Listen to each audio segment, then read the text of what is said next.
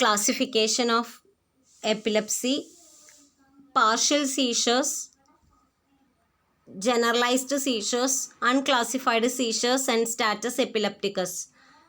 Partial seizures include simple seizures, complex seizures, and secondarily generalized seizures. First, we can see about simple partial seizures. In that, simple partial seizures. In that, seizures occur without impairment of consciousness. And the first classification in that is simple partial seizures with the motor symptoms. So in that, the seizure originates from a single foci in the cerebral cortex, and there is progression of symptoms.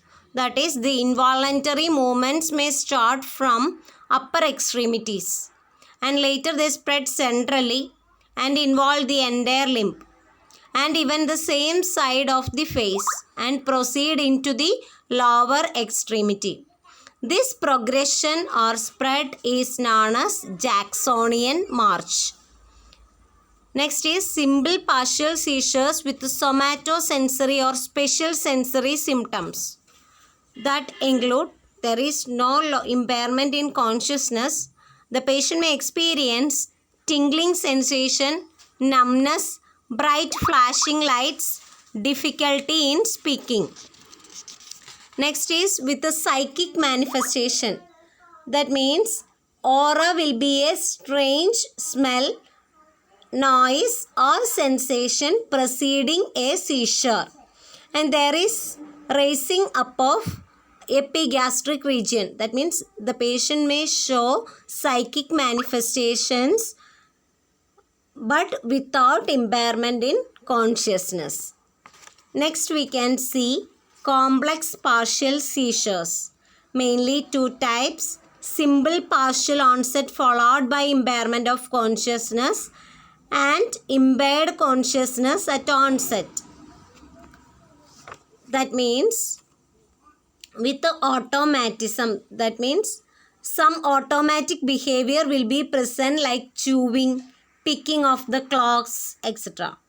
And impaired consciousness at onset, that means involving to second degree generalized seizure. This that is secondarily generalized partial onset evolving to generalized tonic-clonic seizures.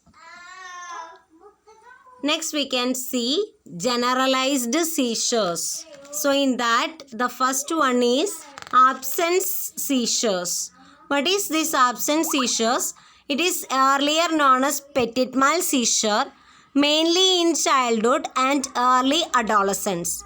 It is characterized by brief storming spells, last for few seconds and often occurs unnoticed.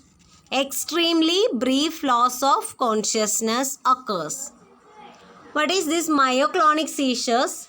It involves sudden and uncontrolled jerking movement of either a single or multiple groups causing the patient to fall.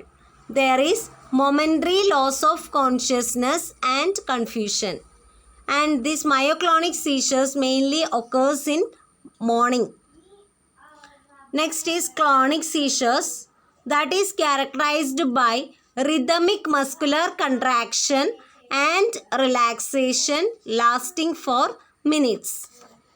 Next is tonic seizures, that means characterized by abrupt increase in the muscular tone and contraction. There is loss of consciousness and autonomic manifestations like tachycardia, diaphoresis, tachypnea, palpitation and flushing. It can last for 30 seconds to several minutes. What is tonic-clonic seizure? Earlier known as grand mal seizure, and there are two stages or aura phase, ictal phase and post-ictal phase. And in aura may or may not be present and sudden loss of consciousness may occur. We can see what happens in tonic phase. The entire body becomes rigid. Patient may fall. A cry may be altered. Respiration become interrupted. Patient becomes cyanotic. Jaw may get fired. Hands get clenched. Eyes opened and wide. Pupils dilated and fixed.